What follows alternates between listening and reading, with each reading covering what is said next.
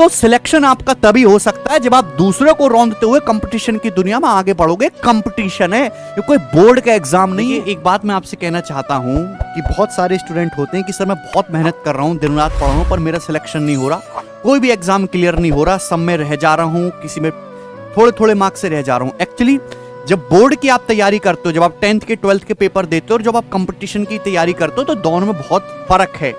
Board के exam में आपको ये सिखाया जाता है कि आप अपने पे ध्यान दो, आप अपनी मेहनत करो, दूसरे बच्चे क्या कर रहे हैं, उनको कैसी सुविधाएं मिल रही है, उनका बैकग्राउंड क्या है भाई, उस पर आपको ध्यान नहीं देना है। लेकिन कंपटीशन का नाम में ही कंपटीशन आता है, इसमें यह मतलब डिपेंड नहीं कर रहा कि आप कितनी मेहनत कर रहे हो। कंपटीशन का मतलब यह है कि आप दूसरों से कितनी ज्यादा मेहनत कर रहे हो। आपका सिलेक्शन जब तक संभव नहीं है जब तक आपको दूसरों से ज्यादा नॉलेज नहीं है, आपकी स्पीड दूसरे से फास्ट नहीं है, आपको दूसरे से ज्यादा नॉलेज नहीं है।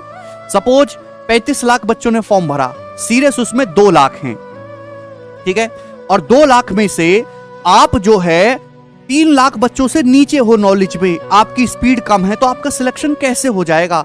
फाइनल सिलेक्शन के लिए आपको दूसरों से बेहतर बनना होगा।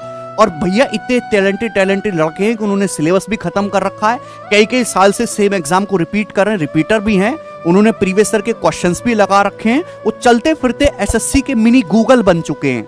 तो आपको अगर उनको क्रॉस करना है तो आपको उस दायरे को पार करना होगा। आपका जो कंपटीशन है वो केवल फ्रेशर बच्चों के साथ नहीं है, आपका कंपटीशन रिपीटर बच्चों के साथ भी है जो ऑलरेडी सिलेक्ट हो चुके हैं। कोई एमटीएस में जॉब कर रहा है, कोई सीएचएसएल में जॉब कर रहा है, कोई ऑलरेडी एक्साइज इंस्पेक्टर है, साउथ में पहुंच गया, वो दिल्ली आना चाहता है, वो फिर से एग्जाम दे रहा है। तो आपको ऐसे बच्चों के साथ भी कंपीट करना है जो ऑलरेडी गवर्नमेंट एग्जाम में सिलेक्ट हो चुके हैं। उसके लिए आपको बहुत मेहनत करनी होगी। केवल अपने को देख के पढ़ाई मत करिए, दूसरे बच्चे क्या कर रहे हैं मार्केट में, वो कितना बेहतर पढ़ रहे हैं, कितना उनके मार्क्स आ रहे हैं, वो करिए। हर सैटरडे संडे को बहुत सारे प्लेटफॉर्म पे लाइव मॉक टेस्ट आते हैं, वो दिया करो लाइव मॉक टेस्ट, उसका आपको पता चलेगा कि आप कहां बैठते हो, आपकी हैसियत कितनी है, कितने लायक हो आप। कंपटीशन करना ही नहीं चाहते हो आप। अभी जब हम आपके सामने बोर्ड पे कोई क्वेश्चन देते हैं तो आप कमेंट बाजी में अरे अंजलि आई लव यू और ये और वो फर्जी का चीज करते रहते हो, जबकि करना क्या चाहिए, आपके अंदर स्पिरिट ऐसी होनी चाहिए कि मैं सबसे पहले आंसर बताऊं। सर ने स्लाइड पे क्वेश्चन दिखा, मैं सबसे पहले आंसर बताऊं, लेकिन आपको करना ही नहीं है। इतना जोश क्यों ठंडा है भाई आपका? तो सिलेक्शन आपका तभी हो सकता है जब आप दूसरों को रौंदते हुए कंपटीशन की दुनिया में आगे बढ़ोगे। कंपटीशन है, ये कोई बोर्ड का एग्जाम नहीं है। और बच्चों की तरह व्यवहार करना बंद करिए, थोड़ा मैच्योर बनिए, मैच्योरिटी से काम लीजिए। भाई फर्स्ट अटेम्प्ट में बच्चे ज्यादा बौखलाट होते हैं, एक बार जब फेल हो जाते हैं तो उनको थोड़ी बहुत अकल आ जाती है।